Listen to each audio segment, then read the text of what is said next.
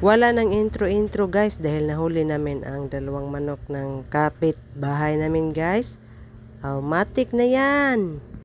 Pagkatapos magpakulo ng mainit na tubig, ilagay ang manok sa kaldero tapos kunin yung mga balahibo. Ayan, tapos na magbalat.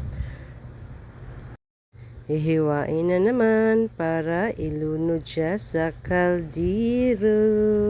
Ay, parang kawali pala to. Pasensya na pala sa mga kapitbahay kapag ako talaga maging kapitbahay nyo. Yung mga manok nyo, nako, pakitalian na lang yan. Pag nakita ko talagang manok nyo na pa gala-gala sa amin, matik na, uulamin ko talaga yan. Marami pa naman kaming kapayas dito.